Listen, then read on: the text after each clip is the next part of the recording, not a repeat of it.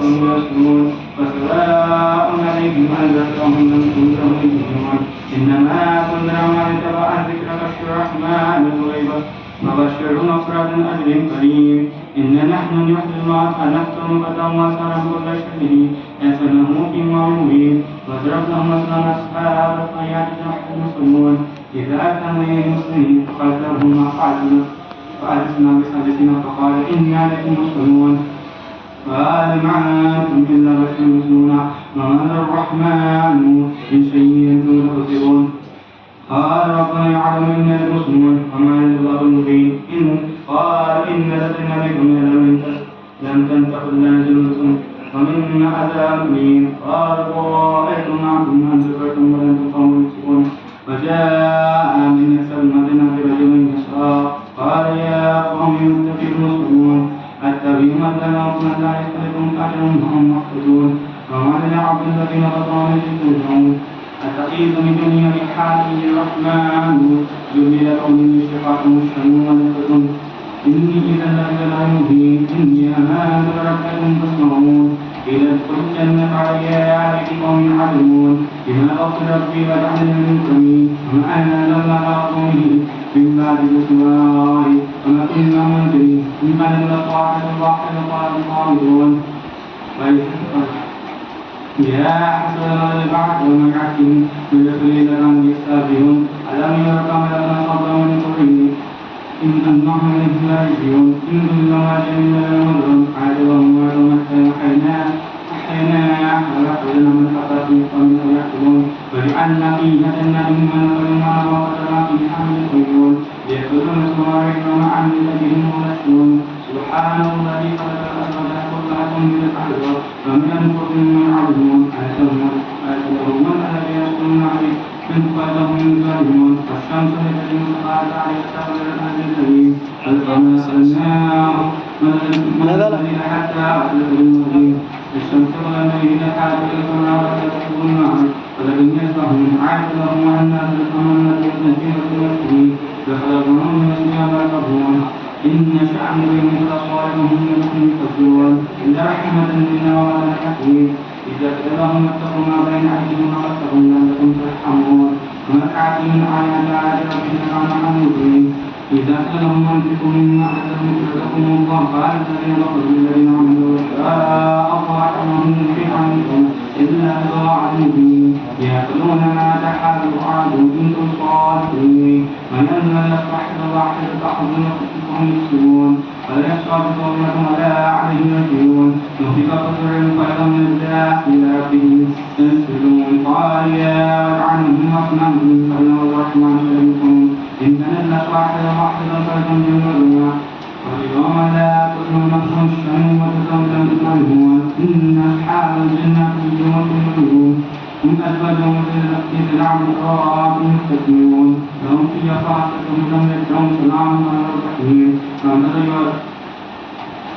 اليوم أيها المجرمون ألم أهلكم يا بني آدم ولا سلطان إنهم لكم عدو مبين وأن يبني هذا الصراط المستقيم ولقد أتى منكم جبال وصراط مستقيم هذا الذي كنتم تدعون لتحل ما كنتم تكفرون اليوم نأتي ولا أطعم بهم وتشمل جلوبهم ما يكسبون ولما شاء وتمثل لا يهمس أنصرون ولما شاء وتمثلنا فلا والد وما تموت ولا يجون فما أنه من يتكبر فلا تضرون ولما يجمعهم شيئا بينهم وإنهم ما يكون به لينذر مكان حي من القوم الآخرين أولم يروا أنا خلقنا لهم من عملنا فأنحرقهم الله عارفون وزللناها لهم فلا أعرفهم من يأكلون ولهم فيها مناطق كثيرة أفضل يشكرون فتخاذوا من ريال عالم لهم يشكرون ويحفظون لهم ومن دون الماء فيحكم قولهم إنا عليهم وصبرهم ومنهم ولما نزلنا خلقناه من القلب تقويه فضرب لنا مسيا قال يحيي لنا ويحيي ويحيي الذي أنشأ الأرض قبل مرة وهو بقلب عليم للذي جعل من الشجر أفضل منه خيرا منهم يتوكلون وليس الذي خلق السماوات والأرض قادر على يتقمصنه ولا هو خلق العظيم إنما هو أمر إذا كن فيكون سبحان الذي بيده ملكوت كل شيء وإليه ترجعون. اللهم صل على محمد وآل محمد. اللهم صل على محمد وآل محمد. اللهم صل على محمد وآل محمد وعجل فرجه. بسم الله الرحمن الرحيم. اللهم كل وليك الحجة بن الحسن صلواتك عليه وعلى آله في هذه الساعة وفي كل ساعة وليا وحافظا وقائدا وناصرا ودليلا وعينا حتى تحسنه وارزقا توبا وتمتع فيها دليلا. اللهم صل على محمد وعلى محمد وعجل. ایک سورہ فاتحہ کا معروضہ ہے سید غلام علی آخری میں سید عالی نامی کے روئے باتوں پہنچے. بسم اللہ الرحمن الرحیم. الحمد للہ رب العالمین الرحمن الرحیم ونستعین اهدنا الصراط المستقیم صراط الذین انعمت علیہم غیر المغضوب علیہم ولا الضالین.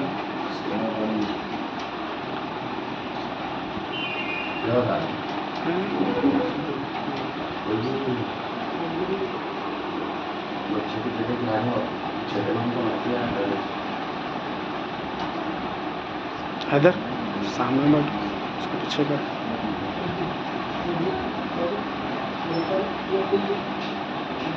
صلوات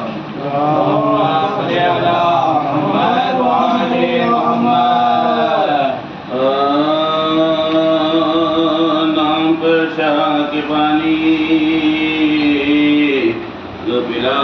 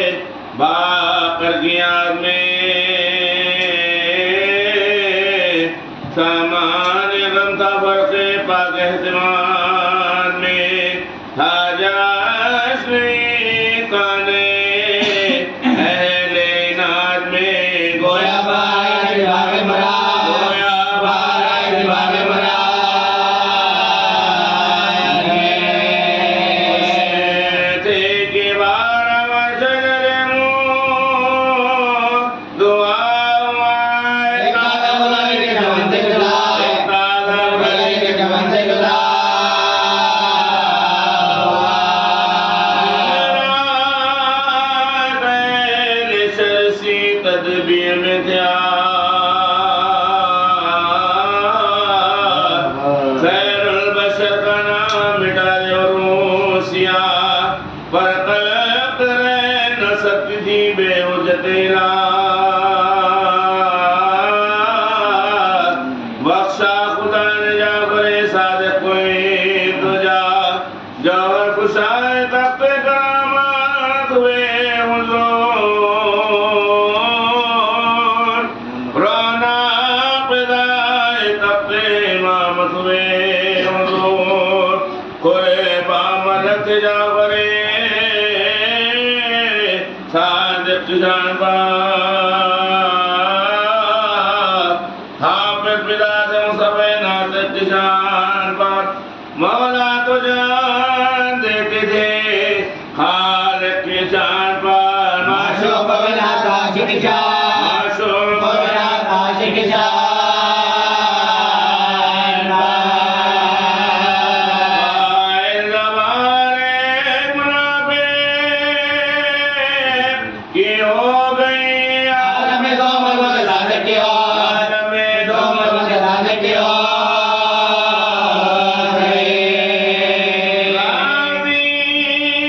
قضا قضا وہ جگر بند متضا کرتا ہے ایک شخص یہ وصف شہدا بیمار کوئی آقا تھا طفل میں لقا دولت سرا پہ اس کی عیادت کو میں گیا حضرت کھڑے ہوئے تھے جھکا میں سلام کو پایا بغیر اداس امام انام اندر گئے حضور میں خیر رہا وہی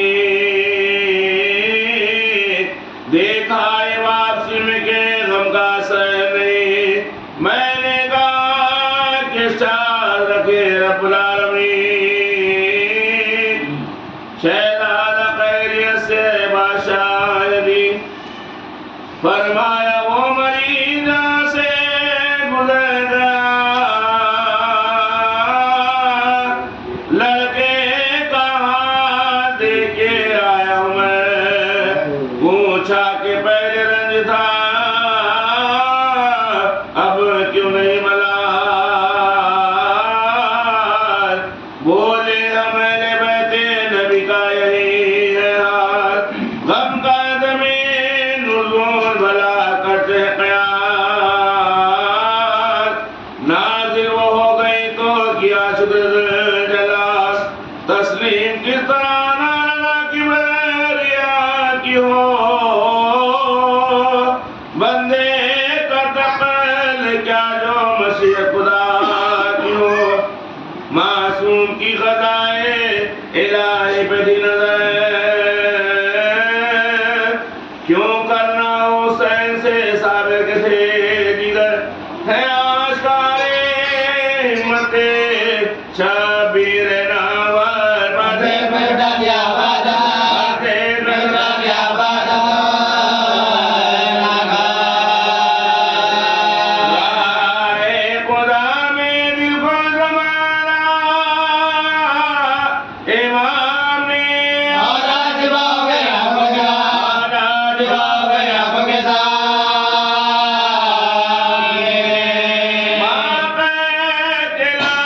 دل کو نہ آیا کبھی غضب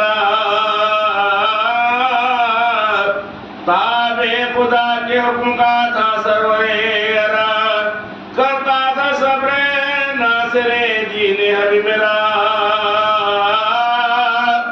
دیتا تھا صدمے آپ کو منصور بیدا پھر آنے عصر مل گیا بکرے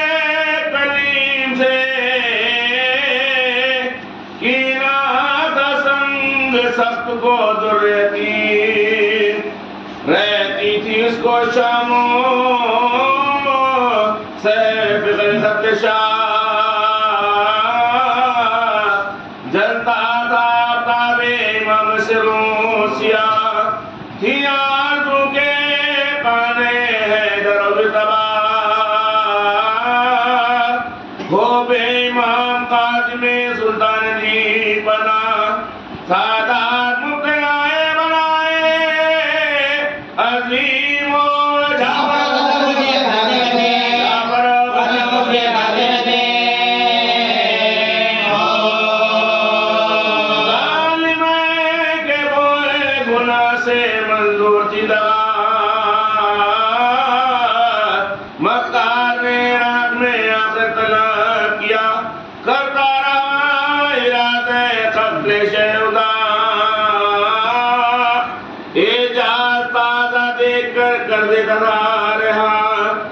تیغ ستم نکالا تھا جب بینیا تھے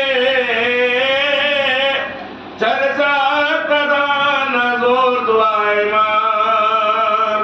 صد ہے سنگ دل کو نہ کچھ اس کا تھا پیار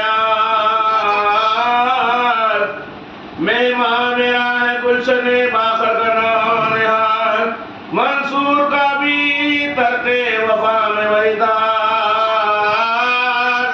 جیسے یزید و ابن زیاد زبوں کے ساتھ کس طرح ظالموں نے ستایا حسین کو لوٹا بلا کے لوٹے جائے مجرم ہے لوٹا بلا کے لوٹے جائے مجرم ہے لوٹا بلا کے لوٹے جائے مجرم ہے وہ ہے جو میں تبے میں فلک پار گیا نادر جہاں بہت تھے ہر دم ملائکہ بیت الحرم سے بھی شرف میں جو تھا سوا منصور نے وہ گھر کو بلا کر جلا دیا کیا جانے کیا کلتا شیخان سوال کو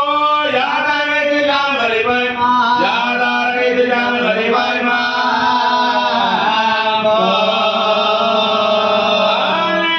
نبی پر کیسی مصیبت کرو گے رنج و علم کا زور ہے آفت کا دور ہے کاظم کے واسطے یہ اذیت کرو دے جا پر ہوئے شہید قیامت کرو دے جبریل دے رہے صدا نگار ماں سے جاتے ہاں جابر ذالک جاتے ہاں جابر ذالک انور زیر دار جو کھایا امام نے ہاتھوں سے دل کو تھاما شیخ آسمان نے اور چھا گیا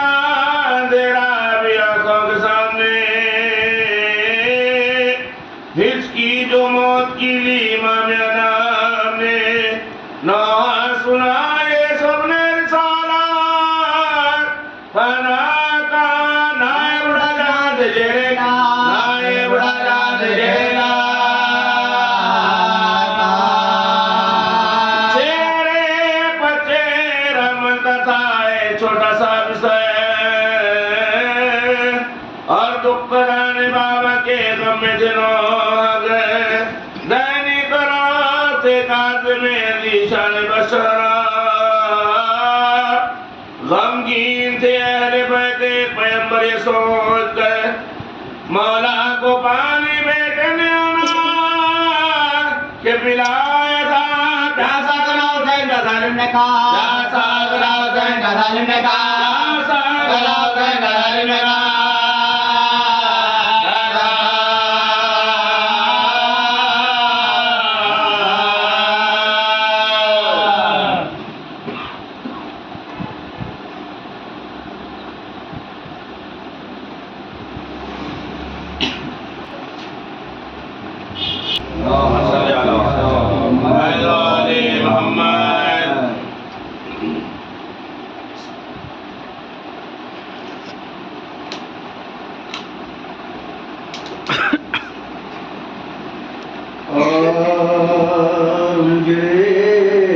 مطلوب ہوگا جان لینا جب کوثر کا سلام ہے ساپڑوں دل برائے گا پیغمبر ہے ساپڑوں دل برائے گا پیغمبر کربلا کیا پوچھنا تیرے مخدر کا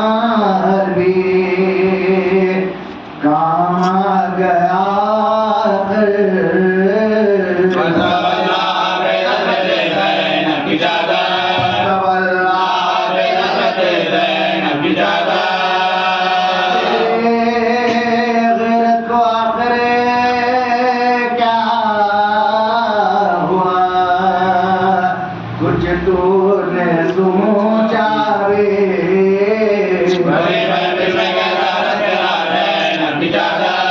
पैर में कैसा रसगुल्ला है नरमी जाता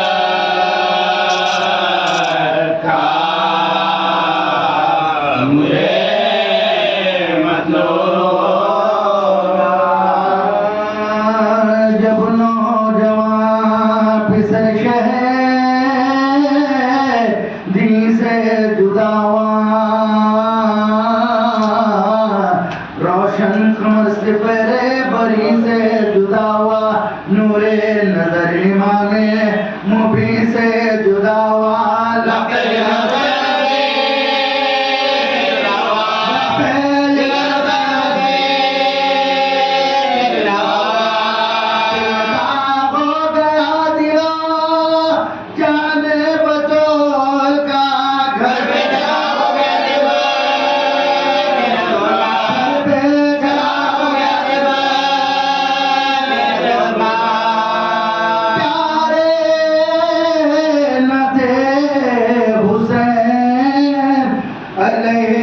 सलाम के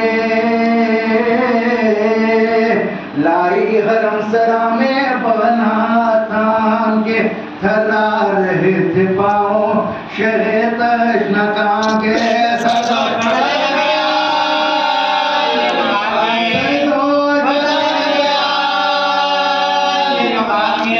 आते थे बहननी अकबर गुजर गए हमें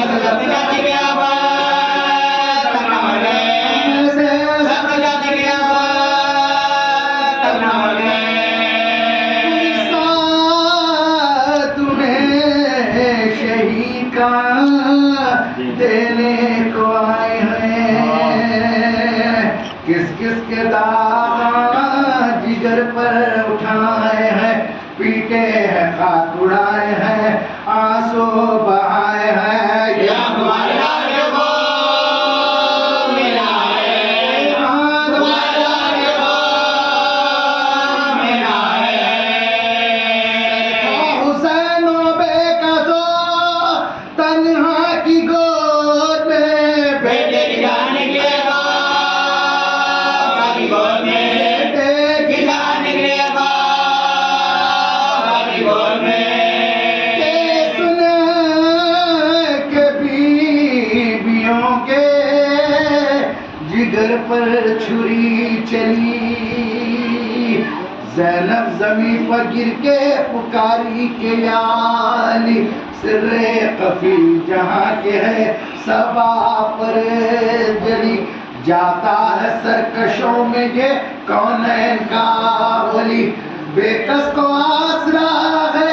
पिसर का न भाई का बाबा ये तो वक्त है मुझे के लुढ़ाई का बाबा ये तो वक्त है मुझे के लुढ़ाई का है दो शब को जो आना न हो इधर जिद करके रोइयो ना हमें चाहती हो घर पहले पहल है यार शबे फुरकते पिदर सोयो मागिना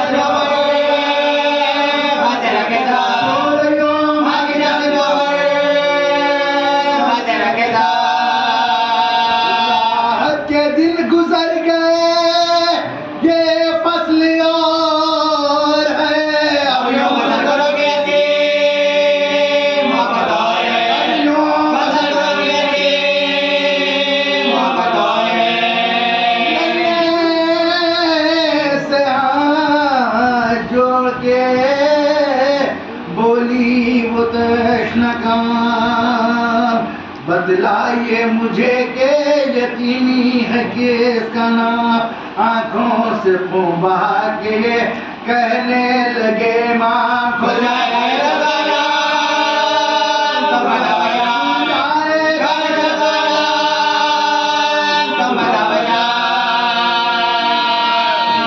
न पूछो कुछ ये मुसीबत अजीम है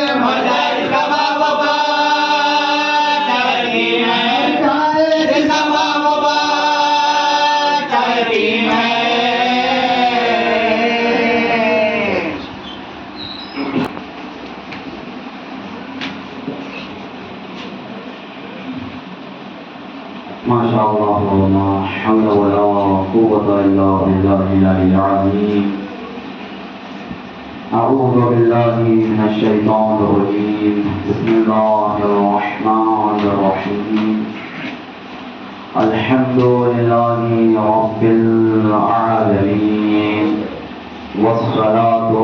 والسلام على أشرف الأنبياء والمرسلين، خاتم النبيين، رحمة للعالمين، جد الحسن والحسين، سيدي شباب أهل الجنة،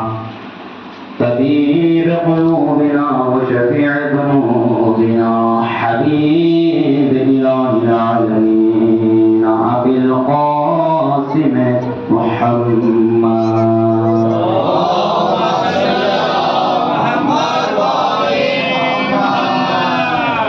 وعلى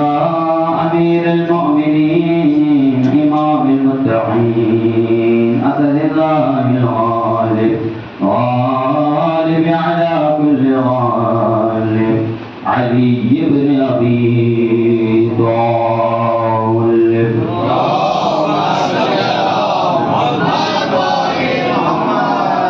وعلى آله الطيبين الطاهرين المعصومين المظلومين، ولعنة الله على أعدائهم أجمعين من الآن إلى يوم القيامة. أما بعد، فقد قال الله سبحانه وتعالى في كتابه المبين. بسم الله الرحمن الرحيم. قل لا أسألكم عليه أجرا إلا المودة في القربى.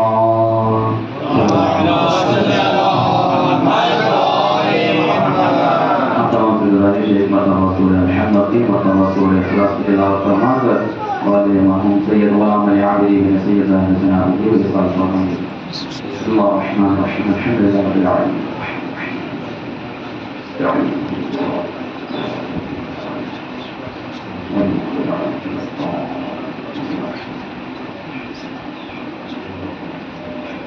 بسم الله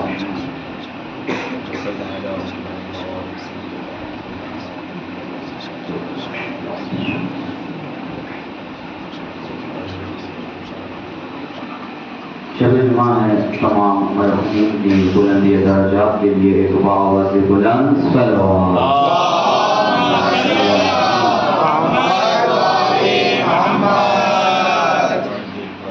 عزیزان ایمان، ایک خاص نقطے کی طرف کہنے کی کوشش کی ہے. اجر رسالت پر اکثر گفتگو ہوتی ہے. جعفر بن مدرج کیا شکاری امت افضل جی صلی اللہ علیہ محمد.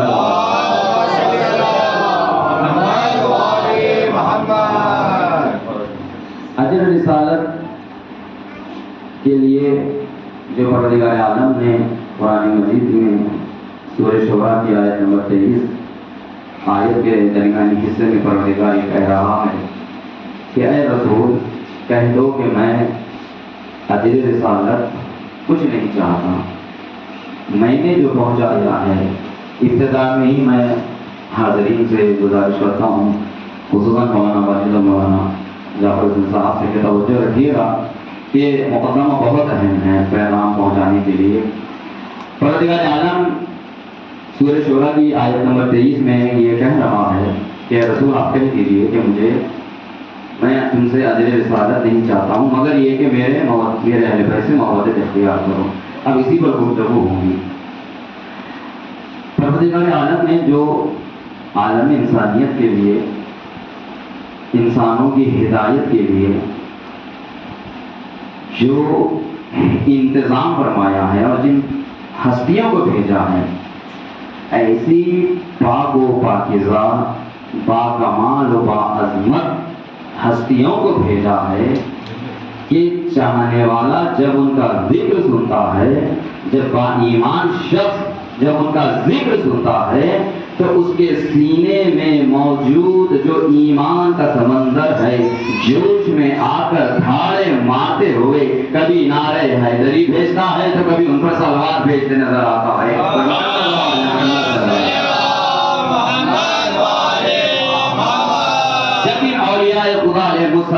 کی جب فضیلت بیان کی جاتی ہے، جب ان کا ذکر ہوتا ہے تو صاحبان ایمان کے دل خوش ہو جاتے ہیں. یہ ایمان کی علامت ہے، یہ مقام شکر ہے کہ جب بھی آپ رسول اکرم سے لے کر حاضر امام تک جب بھی آپ فضائل سنیں گے اور آپ کا دل خوش ہوگا تو یہ علامت ہے کہ آپ کے دل میں جب محبت ہے تو یعنی آپ کے پاس ایمان بھی ہے. کیسی ہستیوں کو بھیجا اللہ نے؟ ان پاک و پاکیزہ اور منزہ باکمال و باعظمت ہستیوں کو پروردگار عالم نے ایک خاص مقصد کے تحت بھیجا ہے. اچھا دیکھیے، جب مقصد اہم ہوتا ہے، ایک پلان جب اہم ہوتا ہے تو اس پلان کو انجام دینے کے لیے بھی، اس مقصد کو پورا کرنے کے لیے بھی دیکھا یہ جاتا ہے کہ اس کو پورا کرنے کے لیے کون صلاحیت رکھتا ہے، کون کیپیبل ہے. ہر ایک کو ہر ایک ذمہ داری نہیں دی جاتی ہے، یہ بات ذہن میں رکھیے گا. اسی لیے پروردگار عالم نے ایک اہم مقصد کے لیے، ایک اہم پیغام کو پہنچانے کے لیے، ہدایت جیسے ایک عظیم مقصد کے لیے جن ہستیوں کا انتخاب کیا ہے وہ قابل ذکر ہے. وہ اتنے قابل ذکر ہے کہ ان کا ذکر کرنا بھی اللہ عبادت قرار دے رہا ہے. ایک سلام محمد.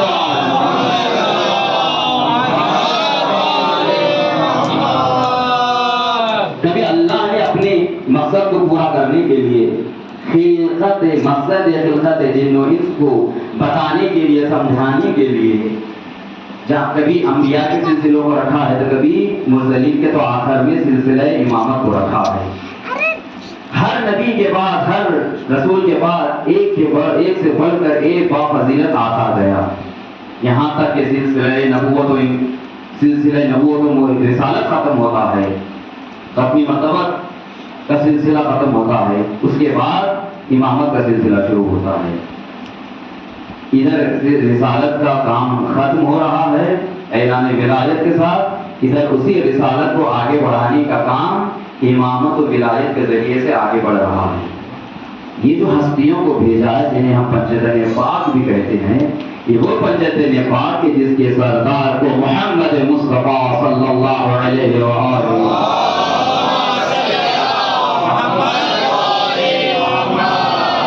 یہ وہ نبی کہ جب دیکھنے والوں نے دیکھا کہ کبھی چاند کے 2 ٹکڑے کر رہا ہے، دیکھنے والوں نے کبھی دیکھا کہ یہ درخت کو اشارہ کرتے ہیں تو درخت چلتے ہوئے آتا ہے، دیکھنے والوں نے یہ بھی دیکھا کہ دستہ مبارک نبوت پر جب کچھ کنکریاں ہاتھ میں لیتا ہے تو جب وہ کنکریاں توحید کی گواہی دیتی ہے، نبوت کی گواہی دیتی ہے، امامت و ولایت کی گواہی دیتی ہے، تو دینے کے بعد ان توحید اور نبوت اور رسالت اور امامت کی برکت سے اور برکت دستہ مبارک رسول اکرم سے اب وہ کنکریاں صرف معمولی کنکریاں نہیں رہ جاتی، اب وہ کنکریاں دیکھنے والے دیکھ رہے ہیں کہ کچھ یاقوت بن گئی ہے، کچھ زمرود بن گئی ہے، کچھ بیچ بہا پتھر بن گئے ہیں. ایک سلام پڑھے محمد و آل محمد.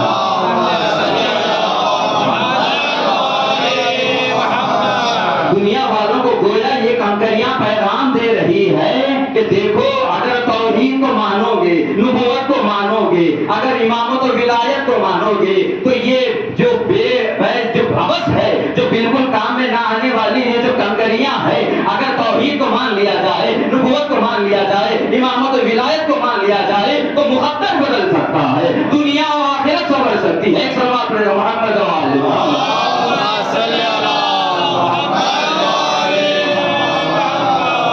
یہ اسی لیے اللہ جسے چاہتا ہے ہدایت دیتا ہے، جسے چاہتا ہے عطا کرتا ہے. اس کا مطلب یہ ہے کہ وہ ظرف بھی ہو، وہ صلاحیت بھی ہو کہ توحید کا اقرار ہو سکتا ہے، نبوت و رسالت کا اقرار ہو سکتا ہے، امامت و ولایت کا اقرار ہو سکتا ہے. یہی وہ توحید کی عظمت ہے، اہمیت ہے کہ رسالت کی، نبوت کی اور امامت و ولایت کی، کہ جس کی بنا پر انسان کی اہمیت لوگوں کے درمیان نہ صحیح لیکن خدا کے نزدیک بلند ہوتی ہے. ایمان کی یہ اہمیت ہے کہ لوگ ہو سکتا ہے اسے عزت نہ دے، پوچھ کر نہ دیکھے، لیکن جسے خدا پوچھے، اب اسے کوئی اور پوچھے نہ پوچھے، بس اسے خدا پوچھ رہا ہے، بس وہی شخص کامیاب ہے. اسی لیے امام حسین علیہ السلام نے کہا تھا کہ پروردگار جس نے تجھے پایا اس نے کیا کھویا، اور جس نے تجھے کھویا اس نے کیا پایا. ایک سلام محمد آل محمد.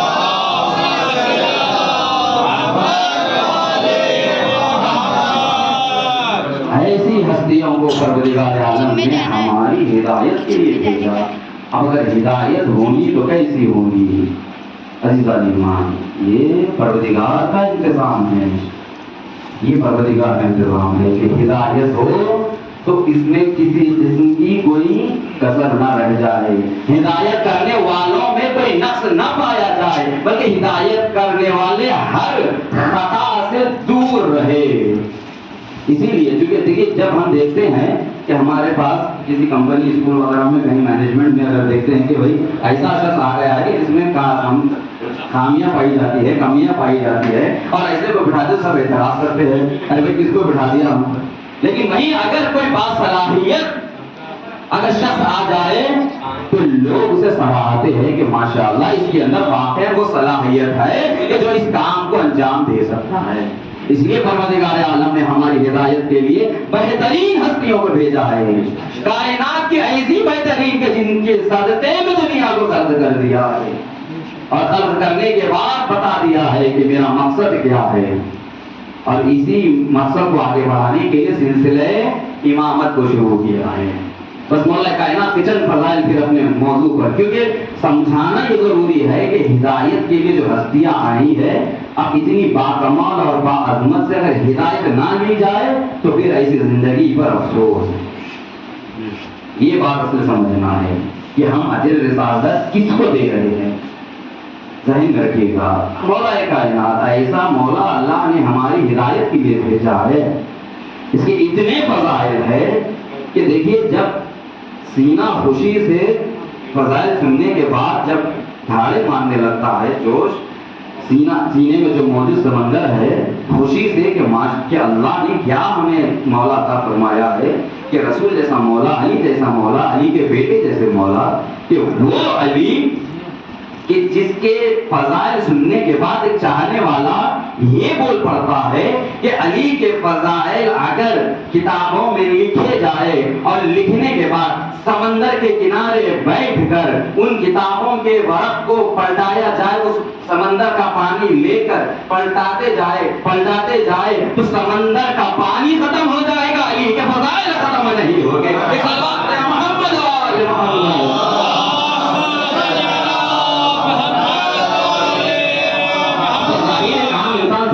اتنی کتابیں کہ جس سمندر کا پانی ختم ہو جائے کتابیں نہ ختم ہو.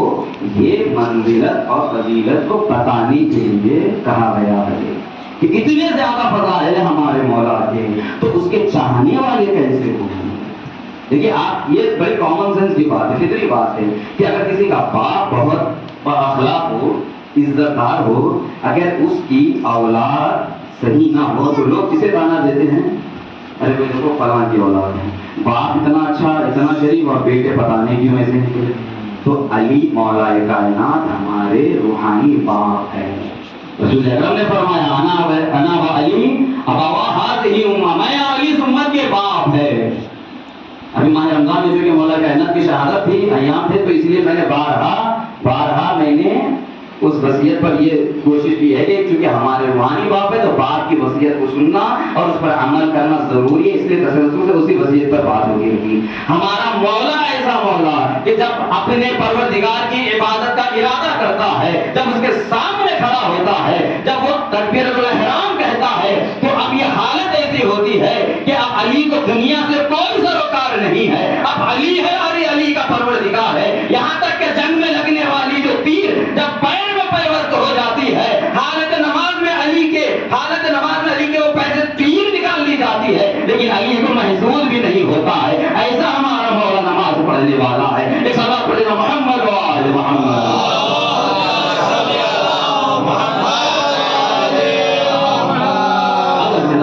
ایسی باکمال ہستیوں کو جب پروردگار عالم نے سلسلے وار بھیجا ہے، انبیاء کو بھیجا ہے، مرسلین کو بھیجا ہے، ائمہ کو بھیجا ہے،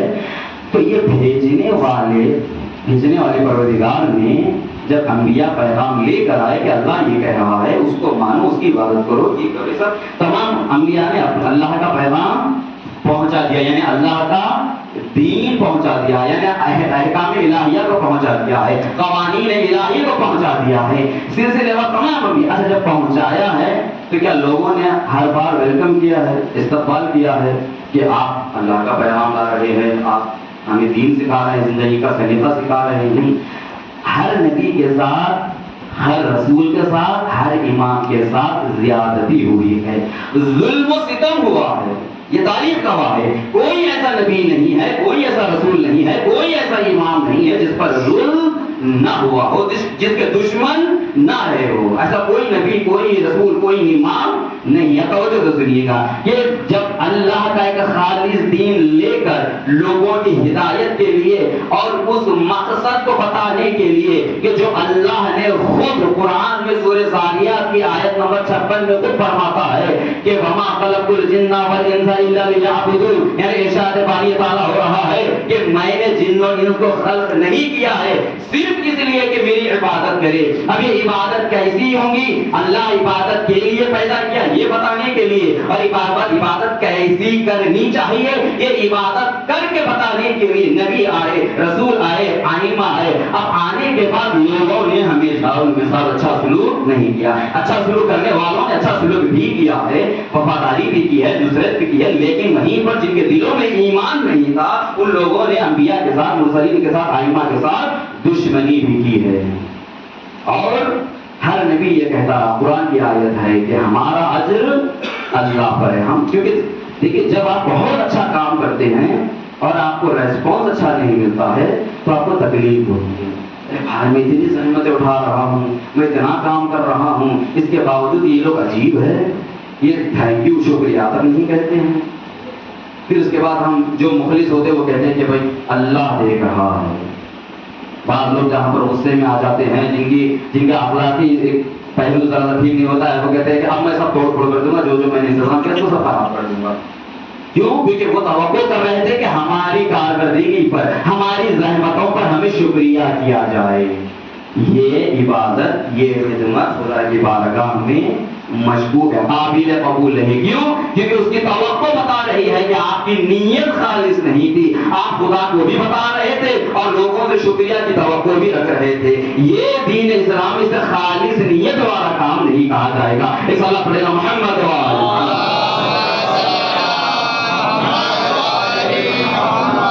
انبیاء نے اللہ کا دین لایا، بس آخری میں مرحلے پر انبیاء نے دین لایا، دے دیا، لوگوں کو بتا دیا، لوگوں کا رسمہ ٹھیک ہے سب. یہاں تک کہ کچھ انبیاء اپنی امت والوں کے لیے، اپنی قوم والوں کے لیے بد دعا کرنے لگے. جا کر دیکھیے قرآن مجید سورہ صافات آیت نمبر 139 سے لے کر آیت نمبر 148 تک حضرت یونس کا واقعہ ہے. حضرت یونس کے لیے یہاں تک لکھا گیا ہے کہ آپ اپنے قوم والوں کے لیے ایک مہربان باپ کی طرح شفیق تھے. یہ نبی یا رسول یا امام جو ہوتے ہیں یہ امت کے لیے، قوم والوں کے لیے ایک شفیق باپ، یعنی ایسا باپ جو اپنی اولاد سے بے پناہ محبت کرتا ہے، ہر غلطی کو معاف کرتے ہوئے آگے بڑھ جاتا ہے. اس سے زیادہ مہربان اور شفیق باپ ہوتا ہے جو رسول یا نبی یا امام ہوتا ہے. لیکن ایک مرتبہ جب صبر کا پیمانہ لبریز ہو جائے تو انبیاء بھی دامن صبر کا چھوڑ دیتے ہیں. اور کچھ انبیاء اپنی قوم والوں کے، اپنی امت والوں کے لیے نفرت کر بیٹھتے ہیں، بددعا کر دیتے ہیں. اور حضرت یونس نے بھی یہی کیا کہ ایک ایسا موقع آیا کہ اب دیکھ لیا کہ اتنا سب کچھ کرنے کے بعد بار بار یہی کہتے کہ ہم اپنے باپ دادا کے دین پر ہی رہیں گے، جبکہ بتا رہے ہیں کہ یہ بت پرستی صحیح نہیں ہے، یہ خرافات پر عمل کرنا صحیح نہیں ہے، یہ جو خالد ایک وحدہ لا شریک کی عبادت کرو وہی تمہیں کامیاب بنائے گی، وہی تمہیں آخرت میں بہتر اجر و ثواب دلائے گی. لیکن سن نہیں رہے. آخرت اور بدعا کی اللہ نے وہی نازل کی کہ اب اس قوم پر عذاب نازل ہوگا. بس اتنا سا کیا حضرت یونس نے اللہ کا جواب بدعا پر سننے پر کہ عذاب نازل ہوگا، فوراً اس قوم کو چھوڑ کر ساحل کی طرف، سمندر کی طرف چلے گئے. اور وہ واقعہ ہے بس جو مچھلی کے پیٹ میں آپ کو کچھ دن رہنا پڑا، 1 گھنٹہ 9 گھنٹے 4 دن 40 دن مختلف روایتیں ہیں. یہ کیوں کیا؟ علماء تحلیل کرتے ہیں کہ آپ نے صرف ترک اولا کیا تھا، کہ فوراً اپنے سے ارادہ کیا اور چلے گئے تھے، حکم الہی کا بھی انتظار نہیں ہوا تھا. صرف اتنا ترک اولا کہ عذاب جب نازل ہوگا تو ہوگا، بتا دیا جائے گا، اللہ کا فیصلہ ہے کہ عذاب ہوگا، لیکن ابھی اتنا جلدی قوم کو چھوڑ کر جانے کی ضرورت نہیں تھی. لیکن کچھ لمحے یا کچھ ساعتیں پہلے حضرت یونس چلے گئے اور وہاں پر مشکل کیا ہوئی؟ جب کشتی پر بیٹھے کچھ ایسے الفاظ ہیں جس کی وضاحت کے لیے وقت نہیں ہے. جو لفظ آیا ہے قرآن کی آیت میں اذ ابقا الی الفلک المشحون کہ وہ فرار کر گئے ایک بھری ہوئی کشتی کی طرف. جب ساحل پر گئے تو دیکھا کہ کشتی میں لوگ بھرے ہوئے ہیں. بیٹھنے کے لیے مشکل سے جگہ اگر ملے گی تو ملے گی. بعض لوگ ہوتے ہیں نا کہ بھائی جگہ کھولے آپ نہیں آ سکتے, لیکن چونکہ نبی تھے ٹھیک ہے آپ معزز لگ رہے ہیں, معتبر لگ رہے ہیں, آپ آ جائیے. بڑی مشکل سے آگے, لیکن کچھ دیر چلنے کے بعد ایسا واقعہ آتا ہے یا طوفان آتا ہے یا مچھلی آ کر منہ اپنا کھولتی ہے, وہ اپنی بھوک کو بتاتی ہے, تو قرآن کشی نکالی جاتی ہے کہ کسی ایک شخص کو کشتی سے اترنا پڑے گا. 3 مرتبہ قرآن کشی ہوتی ہے اور 3 مرتبہ بھی نام حضرت یونس کا جاتا ہے. یہ خدا کی حکمت تھی. یہ بعد میں بیان کیا گیا ہے کہ یہ جو سزا تھی حضرت یونس کو ترک اولا کی بنا پر تھی, جس کا اقرار ترک اولا, گناہ نہیں کہ حضرت یونس نے ترک اولا کیا ہے, جس کو خود حضرت یونس علیہ السلام نے مچھلی کی پیٹ میں تسبیح و تحلیل کرتے ہوئے کیا کہا تھا, لا الہ الا انت سبحانک انی کنت من الظالمین. یہ قید و بند میں رہنے والوں کے لیے اس ورد کا تصور بھی کرایا جاتا ہے. اس کی بہت تاثیر ہے, اس کا بہت اثر ہے. یہ رہائی, جیل سے چھوٹنا, رہائی سے, یہ سب چیزیں پروردگار عالم اپنے کلام میں, اپنے ذکر میں اس کی برکت رکھی ہے. اب انبیاء اس طرح کی کہیں بددعائیں کرتے رہے, بددعا قبول ہوتی رہی,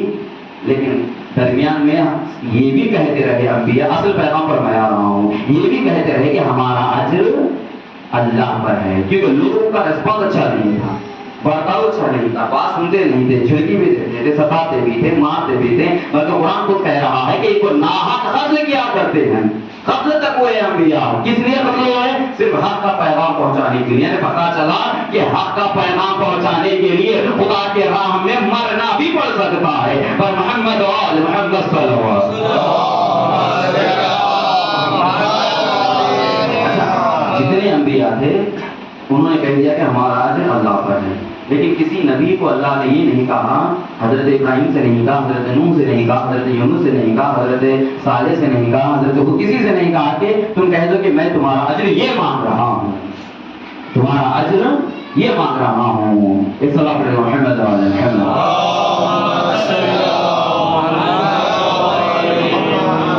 اجر خدا نے نہیں کہا کہ اے ابراہیم, اے نوح, اے آدم, اے صالح, اے ہود تم اجر مانگو, نہیں. اگر اجر کے لیے کہا ہے تو صرف نبی کریم سے کہا.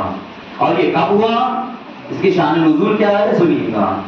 شان نزول یہ ہے کہ مدینے میں ہے رسول اکرم اور حالات آپ کے کچھ سخت ہے, ابھی حالات سخت, تنگ دستی ہے. لوگ دیکھ رہے ہیں, مدینے کے انصار دیکھ رہے ہیں, ارے ہمارے یہ رسول ہے, انہوں نے ہم تک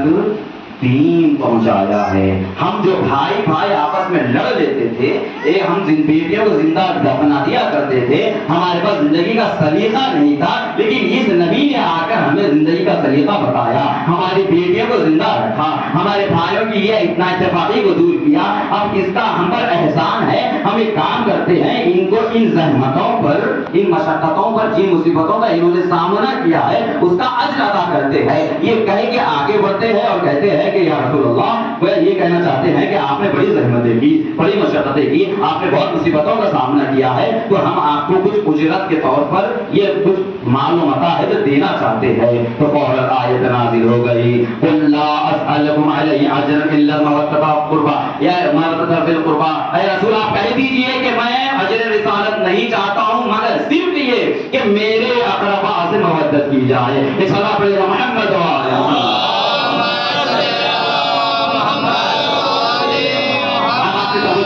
مدینے میں موجود مسلمان انصار رسول اکرم کو کیا دینے گئے, اجر, مال و متاع کی صورت میں کہ آپ یہ لے لیجیے, آپ نے بہت زحمتیں اٹھائی ہے, بہت ہی کچھ لانے پر ہی کچھ دیا جا رہا ہے نا. زحمتیں اجرت کب دی جاتی ہے, جب زحمت کی جائے, جب کچھ کام کیا جائے اسی پر, یا دوسرا نام آپ کچھ بھی دے لیجیے لیکن کچھ نہ کچھ اس کا معاوضہ دیا جاتا ہے کہ بھائی آپ نے. اب آپ کی میں خدمت میں عرض کروں, میں مثال کے طور میرے گھر پر کوئی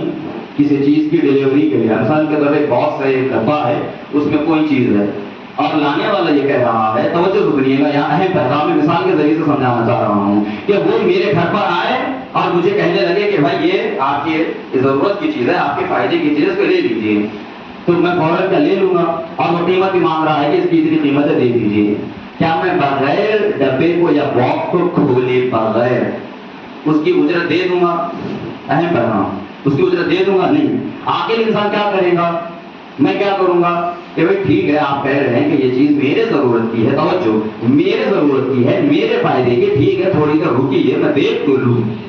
سمجھ تو لوں کہ آیا یہ جو اس باکس میں، یہ جو ڈبے میں آپ نے جو چیز لائی ہے، جو میرے گھر پر آپ ڈلیوری دے رہے ہیں، یہ میرے فائدے کی چیز ہے بھی یا نہیں؟ تو میں دیکھوں گا۔ اگر بغیر دیکھیں گے دے دوں تو سب کہیں گے بھائی یہ تو غیر عاقلانہ حرکت ہے، یہ معقول نہیں ہے کہ بغیر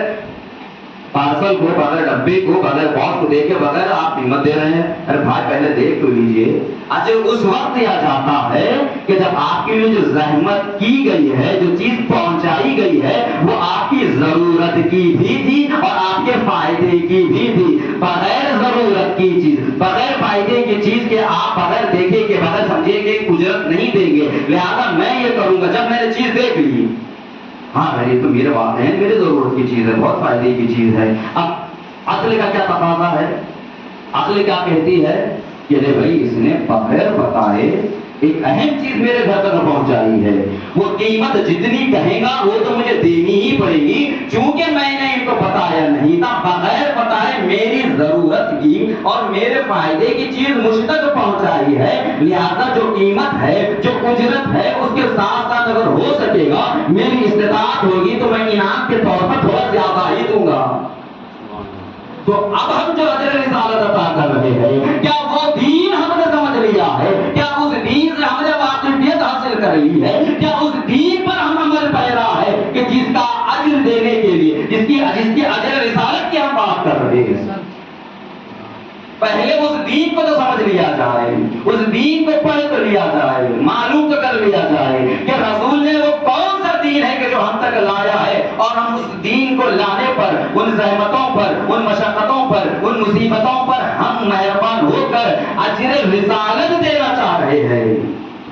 جس طرح میں میرے گھر پر آنے والی کسی چیز کو بغیر دیکھے اگر قیمت دے دوں تو مجھے بیوقوف کہا جائے گا، غیر عاقلانہ حرکت کہی جائے گی، وہیں پر دین کو بغیر سمجھے کے، دین پر بغیر عمل کرے کے اجر رسالت کرنا یہ مکمل نہیں ہوگا، بلکہ دین کو سمجھتے ہوئے، دین پر عمل کرتے ہوئے اگر اجر رسالت ادا کی جائے گی تو پھر یہ سونے پہ سہاگا ہو جائے گا۔ ایک صلوات پڑھیں محمد و آل محمد۔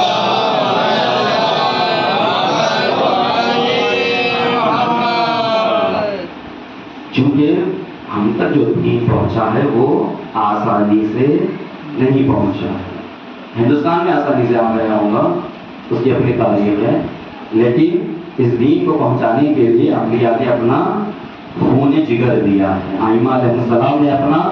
خون جگر دیا ہے۔ پھر بھی اتنی بڑی قربانیوں کے بعد، اتنی زیادہ شہادتوں کے بعد بھی ہمیں اتنی فرصت نہیں ملتی کہ ہم دین سے واقفیت حاصل کر لیں۔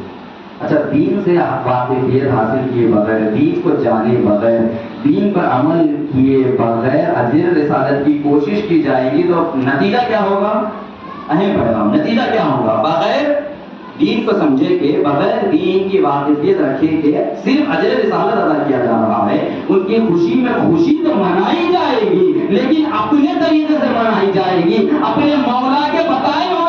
طریقے سے نہیں منائی جائے گی، بلکہ ناچ گانے کے ذریعے سے، موسیقی کے ذریعے سے کہا جائے گا کہ ہم خوشی منا رہے ہیں، در حقیقت وہ اپنے مولا کو خوش نہیں کر رہے ہیں، وہ یا تو اپنے نفس کو خوش کر رہے ہیں یا شیطان کو خوش کر رہے ہیں۔ محمد و آل محمد۔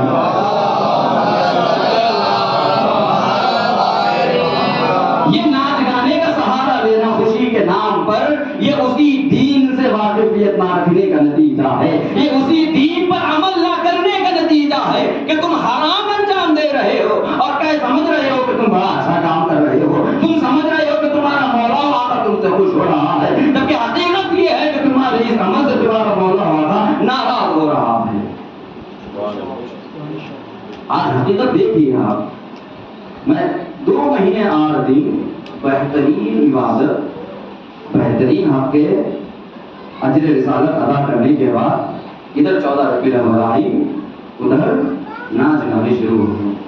اور جب روکا جائے تو کہیں گے کہ بچے ہیں،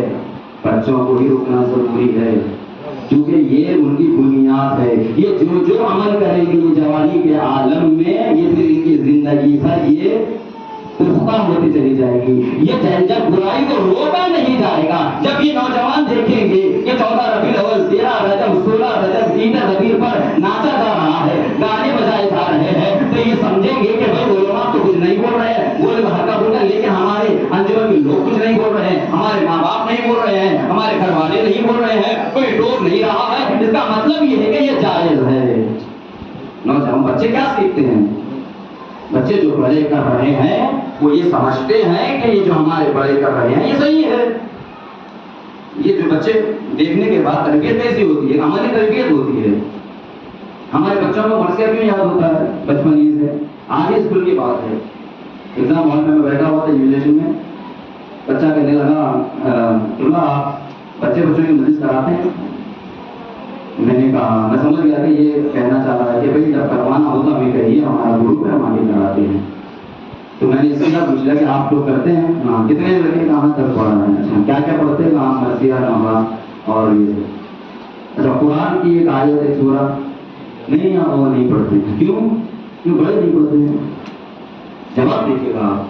بچے بڑوں سے کیا سیکھ رہے ہیں؟ وہ اہل بیت کو جنہیں قرآن سے بے پناہ انسیت تھی، ہماری محفلوں اور مجلسوں سے اس انسیت کو دور کر دیا گیا ہے. جہاں صحبت و سلام سے شروع ہو رہی ہے مجلس اذان، وہیں پر قرآن کی آیت سے بھی، قرآن کی کسی ایک سورے سے بھی شروعات صرف اس نیت سے کہ اہل بیت اطہار علیہ السلام کو قرآن سے بے پناہ انسیت تھی، بے پناہ انسیت تھی. بس اجر رسالت کے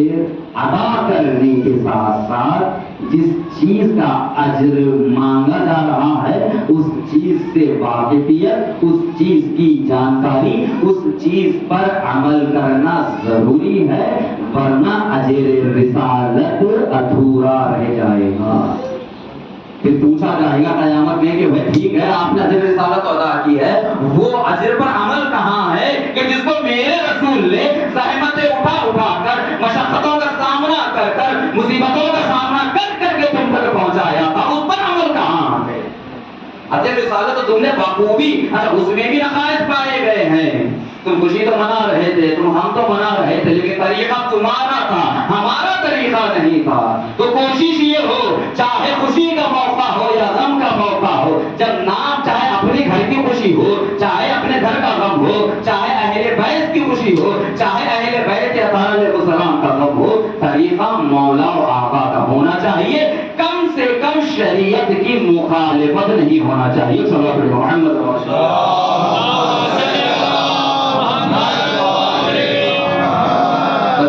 آپ کی زحمتوں کو میں نے تمام کیا ہے. اسی اہل بیت کے گھرانے کا ایک فرد جسے ہم صادق آل محمد سے جانتے ہیں، یہ وہ رئیس فقہ جعفریہ ہے کہ آج دیکھیے گا آپ اہل بیت علیہ السلام کا اکثر جو ہم تک پیغام پہنچا ہے وہ مولا امام صادق سے پہنچا ہے. یہ مولا امام صادق علیہ السلام کا ہم پر احسان ہے کہ امام نے ہم تک رسول اکرم کے پہنچائے ہوئے دین کی وضاحت کی ہے، دشمنوں کے درمیان رہتے ہوئے. اور مدینے میں آپ کی اکثر زندگی مدینے میں ہی گزری ہے، صرف سال 2 سال کے بھی آپ کوفے میں رہے ہیں یا کسی اور مقام پر، لیکن آپ کی ساری زندگی کوفے میں گزری ہے. اب مسائل کا جملہ سنیے گا. مولا امام صادق علیہ السلام کے لیے کتنا سخت تھا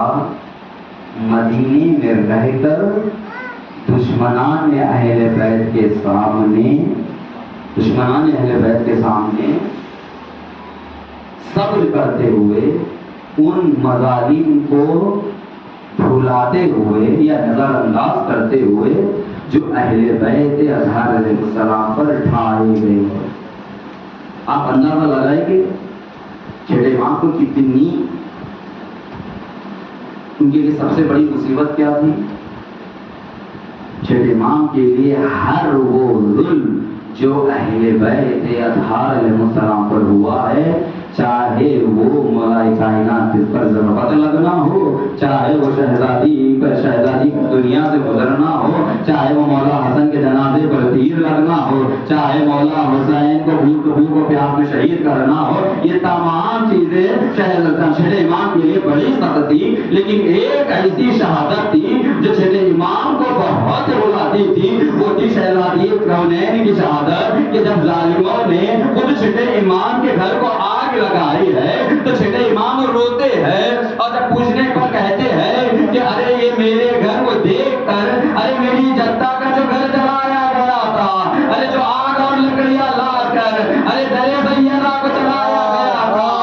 ارے اس حال کو یاد کر کے چھٹے امام رو رہے ہیں۔ بس عزیز یہ وہ مولا ہے کہ جو حق کو پہنچا رہا تھا، جو رسول اکرم کے دین کو پہنچا رہا تھا، لیکن لوگوں کو یہ بھی برداشت نہ ہوا۔ ارے چھٹے امام کو زہر طلا سے شہید کیا جا رہا ہے، زہر دے دیا جا چکا ہے، ارے اور کچھ اور لمحات ہے، ارے امام اس دنیا سے گزرنے والے ہیں، زہر کے اثر سے رش پر رش آ رہا ہے۔ امام کو جیسے جیسے یہ واقع ہوتا ہے، امام اپنے چاہنے والوں کو، اپنے اہل و عیال کو بلاتے جاتے ہیں، زمین میں جب فرصت ملتی ہے تو کہتے ہیں کہ دیکھو، ارے دیکھیے گا اتنی مصیبت ہے، اتنی میں نے کہا تھا ابتدا میں کہ جو نبی امام ہوتا ہے وہ شفیق باپ کی طرح ہوتا ہے۔ ارے دنیا کے باپ والوں کو بھی مرتے وقت اپنے باپ کے اولاد کی بڑی فکر ہوتی ہے، ارے ہمارے امام صادق کو بھی ہماری بڑی فکر تھی، ارے بڑی فکر تھی، اس لیے امام کو ارے ظاہر کا اثر سے غش پر غش آتا ہے، لیکن جب ایک مرتبہ ایک واقعہ ہوتا ہے تو امام سب کو جمع کر کے ایک وصیت کرتے ہیں۔ کیا وصیت؟ امام کو پتا ہے کہ ہم گناہگار ہیں، ارے ہم چاہنے والے ہیں، لیکن آئیں گے قیامت کے دن شفاعت کی ضرورت پڑے گی، اس لیے امام نے مرتے آ کر وصیت فرمائی کہ ارے جب سب آ گئے، سب چاہنے والے قریب آ گئے، کہا دیکھو جو نماز کو ہلکا سمجھے گا انہیں ہمیں ہماری شفاعت اہل بیت کی شفاعت نصیب ہوگی۔ میں کہوں گا مولا ارے یہ آپ کی کتنی شفاعت ہے، آپ کی کتنی مہربانی ہے، آپ کو زہر دیا گیا ہے، زہر کے اثر سے آپ تو رہے ہیں، رش پر رش آ رہا ہے، لیکن آپ کو ہماری شفاعت کی پرواہ ہے۔ مولا آپ کی محبت کو سلام، مولا لو عزیز مولا دنیا سے گزر جاتے ہیں، چھٹے امام کا سایہ سر سے اڑ جاتا ہے، لیکن ساتھ وہ امام موجود ہے، ارے بڑی تعداد میں تشیع جنازہ میں شرکت کی گئی ہے، لیکن مولا آپ بہتر جانتے ہیں آپ کا جد حسین ارے کربلا میں جب شہید ہوا ہے، کوئی جنازہ اٹھانے والا نہیں تھا، ارے کوئی کفن دینے والا، ارے کوئی غسل و کفن دینے والا نہیں تھا، ارے بے گور کفن حسین ابن علی کی دشت کربلا میں لاش پڑی ہے، ارے 24 سال کا جوان بیٹا زندہ تو ہے، لیکن ہمارے غربت اپنی جوانی پر ملامت کرتے ہیں اور کہتے ہیں کہ ارے ایسا جوان بیٹا ارے جی کرے کیا کرے جو اپنے اللہ لعنت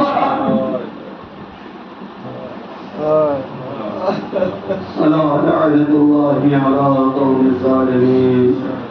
وسيعلم الذين ظلموا والمنقلبين پروردگار واسطہ محمد و آل محمد کا اہل بیت علیہ السلام پر ہونے والے مصیبتوں کا واسطہ پروردگار ہماری اس عبادت کو شرف قبولیت عطا فرما۔ پروردگار اس مجلس اللہ کے ثواب کو مرحوم کے لیے مخصوص فرما۔ پروردگار مرحوم کے اور تمام لوگوں گناہ میں صغیرہ و کبیرہ کو معاف فرما، درجات کو بلند فرما۔ پروردگار دنیا میں جہاں جس کونے میں شیعہ نے حیدر کرار محبان اہل بیت حضرت حسین رہتے ہیں، سب کی جان مال عزت و گناہوں کی حفاظت فرما۔ پروردگار جو پریشانی حال ان کے پریشانیوں کو دور فرما۔ پروردگار جو قید و بند میں ہیں انہیں رہائی عطا فرما۔ پروردگار جو بے روزگار میں بہترین روزگار عنایت فرما،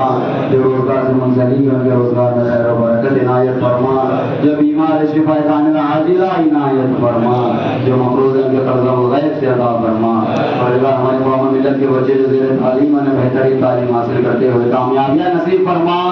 پروردگار دعاؤں میں اہم اور آخری دعا امام زمانہ علیہ السلام کے ظہور میں تعدیل فرما، ہم سب کو مولا کے اعوان انصار غلاموں اور شیروں میں شمار فرما۔ آپ تمام سے پھر سے ایک مرتبہ گزارش ہے مرتبہ سورہ الحمد اور 3 مرتبہ سورہ اخلاص کی تلاوت فرما کر واجد مرحوم سید غلام علی عبدی بن سید احمد حسین عبدی محفوظ کے ساتھ بسم اللہ الرحمن الرحیم الحمد للہ رب العالمین الرحمن الرحیم